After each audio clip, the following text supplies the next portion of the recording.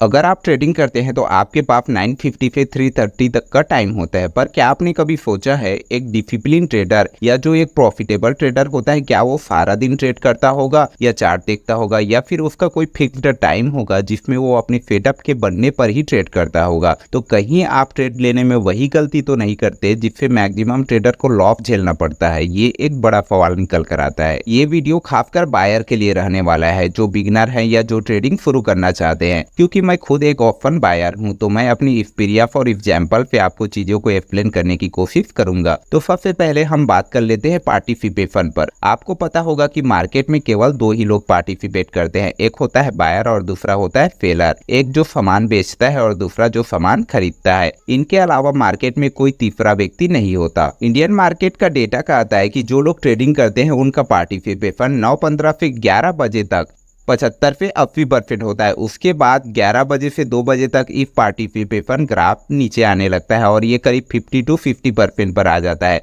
उसके बाद 2 बजे से 3 साढ़े 3 बजे तक ये दोबारा 50 to 50% से ऊपर जाने लगता है। तो देखो यहाँ पर जो बायर है उसको भी हम कैटेगराइज कर लेते हैं, ए और बी।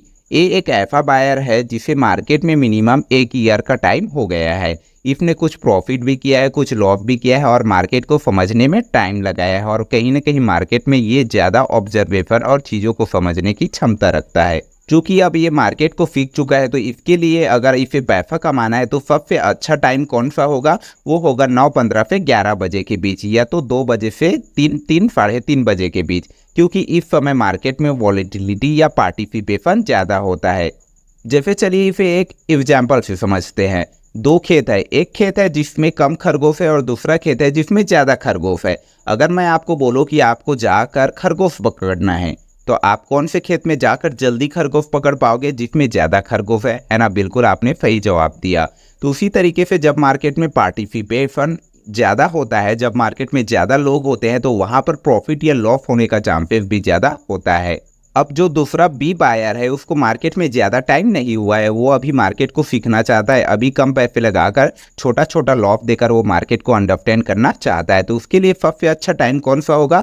11 बजे से 2 बजे के बीच, क्योंकि इस टाइम में मार्केट में पार्टिसिपेशन कम होता है, जिसके कारण मोमेंटम भी कम होता है, जिससे आपका जो स्टॉप लॉस है वो जल्दी हिट नहीं होगा। आप मार्केट में थोड़ा सा टाइम टिके रहोगे। आप मार्केट में कैंडल कैसे फॉर्म होता है, कैसे स्टॉप लॉस को ट्रेल किया जाता है, किस तरीके से प्रॉफिट बुक किया जाता है, कैसे मार्केट में वेट किया जाता है, इन सारी चीज़ों को आप 11 बजे से 2 बजे के बीच में सीखोगे। लेकिन अगर आप वही बिगनर हैं और 11 से 2 बजे के बीच में ट्रेड ना करके आप मॉर्निंग या 3 बजे के आसपास ट्रेड करते हैं, तो वहाँ पर मोमेंटम इतना ज़्यादा होता है कि आप उस मोमेंटम को सही नहीं पाओगे। आपका स्टॉप लॉस तुरंत कट हो जाएगा और आपको बड़े बड़े लॉस होने लगेगा। तो इसलिए इन चीज़ों को ध्यान में रखना आपके लिए बहुत ज़्यादा ज़रूरी हो जाता है। सेकेंड पॉइंट है हमारा लिक्विडिटी और प्राइस एक्शन। मार्केट में ओपनिंग के समय और क्लोजिंग से ठीक पहले जो बड़े बड़े FII DII होते हैं वो अपना पोजीशन बनाना पसंद करते हैं, जिससे इस टाइम में मार्केट में लिक्विडिटी बढ़ जाती है,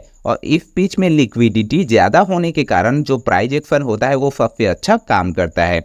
अगर आप प्राइस एक्शन ट्रेडिंग करते हैं तो आपके लिए सबसे अच्छा टाइम है मॉर्निंग या तो फिर क्लोजिंग से पहले पहले का, क्योंकि इस समय जो प्राइस एक्शन होता है वो ज़्यादा अच्छे से काम करता है। मैं भी एक ओपन बायर हूँ और मैं हमेशा प्राइस एक्शन के बेस पर ही ट्रेड करता हूँ, तो मेरे लिए मुझे जो सूट करता है वो टाइम करीब 9:15 से 11 बजे के आसपास वाला होता है। इसी बीच पे या तो मेरा प्रॉफिट होगा या तो इसी बीच में जो मेरा लॉस होना होगा वो मेरा हो जाता है। चलिए अब इसे कुछ चार्ट के एग्जाम्पल से समझते हैं। तो यहाँ पर मैंने मिड कैप निफ्टी का चार्ट ओपन कर लिया है। यहाँ पर मैंने कोई बैक टेस्ट वगैरह नहीं किया है। चलिए हम स्टार्टिंग से ही थोड़ा सा 10-12 दिन का चार्ट देखते हैं कि क्या जो फैक्ट है वो रियल में मार्केट में अप्लाई हो रहा है या कैसे। यहाँ पर मैंने निफ्टी मिड कैप का 30 अगस्त का चार्ट लगाया हुआ है। मार्केट इस दिन गैप अप ओपन होता है और ऊपर की ओर एक मूव करता है। उसके बाद अगर मैं 11 बजे से 2 बजे के रेंज को एक बॉक्स से मार्क करूँ तो ये हमारा रेंज निकल कर आता है। अगर आप इस रेंज को बड़े ध्यान से देखें तो इसके बीच में आपको कोई भी प्राइस एक्शन पैटर्न या कुछ भी देखने को नहीं मिलेगा। उसके बाद लास्ट आवर में भी मार्केट ने कुछ खास मूव नहीं किया और साइडवेज ही क्लोज कर दिया। अगर हम प्रीवियस डे 29 अगस्त का चार्ट देखें तो मार्केट इस दिन फर्स्ट हॉप में नीचे की ओर ये मूव करता है। उसके बाद 11 बजे से 2 बजे के रेंज को मार्क करें तो इसमें भी एक साइडवेज मार्केट इस बीच में देखने को मिला। उसके बाद लास्ट आवर में एक ऊपर की साइड मूव हुआ। अगर हम इफ़े प्रीवियस डे के चार्ट 28 अगस्त का चार्ट देखें तो इस दिन मार्केट ओपनिंग के साथ नीचे की ओर मूव करता है और ऊपर की ओर मूव करता है और इस दिन 11 बजे से 2 बजे के रेंज को मार्क करे तो ये हमारा जोन निकल कर आता है। उसके बाद लास्ट आवर में मार्केट में थोड़ा सा नीचे के साइड मूव होता है। उसके बाद अगर हम 23 अगस्त का चार्ट देखें तो इस दिन मार्केट थोड़ा सा यहाँ से ऊपर की साइड मूव करता है और अगर हम इस दिन भी 11 बजे से 2 बजे के रेंज को मार्क करें तो ये हमारा रेंज निकल कर आता है और सेकेंड हाफ यानी लास्ट आवर में भी मार्केट में कुछ खास मोमेंटम इस दिन नहीं हुआ। उसके बाद 26 अगस्त का चार्ट देखते हैं तो इस दिन मार्केट में फर्स्ट हाफ में एक मूव देखने को मिला और लास्ट आवर में एक मूव देखने को मिला और यहाँ पर 11 बजे से 2 बजे का रेंज देखें तो कंप्लीट एक साइडवेज मार्केट देखने को मिला। इस बीच में भले ही आपको थोड़ा थोड़ा मार्केट नीचे आ रहा है तो मोमेंटम होगा जैसे लग रहा होगा, लेकिन अगर आप ओपन का चार्ट देखेंगे तो इस बीच में कोई भी मोमेंटम नहीं हुआ होगा।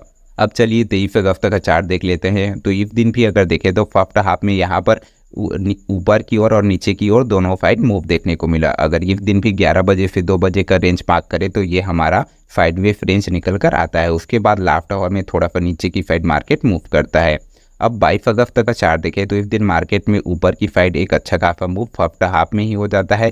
उसके बाद अगर 11 बजे से 2 बजे के बीच अगर इस दिन भी रेंज मार्क करे तो ये हमारा रेंज साइडवेज मार्केट निकल कर आता है।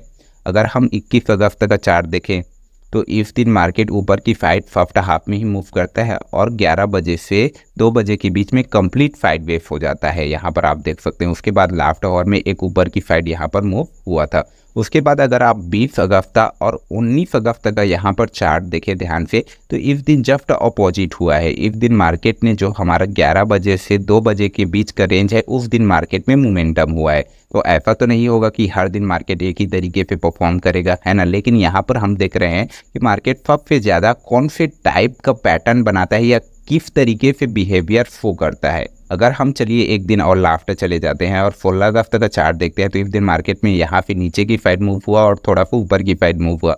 उसके बाद 11 बजे से 2 बजे का रेंज देखें तो इस दिन भी मार्केट साइडवेज रेंज में ही फंसा गया। कुछ खास मोमेंटम या कुछ खास प्राइस एक्शन इस बीच में आपको देखने को नहीं मिलेगा। तो यहाँ पर चलिए हम लोग देखते हैं कि हमने कितना दिनों का बैक टेस्ट कर लिया। तो यहाँ पर 1 2 3 4 5 6 7 8 9 10 11 दिनों का हम बैक टेस्ट कर देख लिए और इन बीच में हमें 1 2 3 4 5 6 7 8 9 दिन है जिसमें हमें एक रेंज में ही 11 बजे से 2 बजे के बीच में मार्केट देखने को मिला और केवल 2 ही दिन 20 अगस्त और 19 अगस्त को ही 11 बजे से 2 बजे के बीच में मार्केट ने मोमेंटम किया है।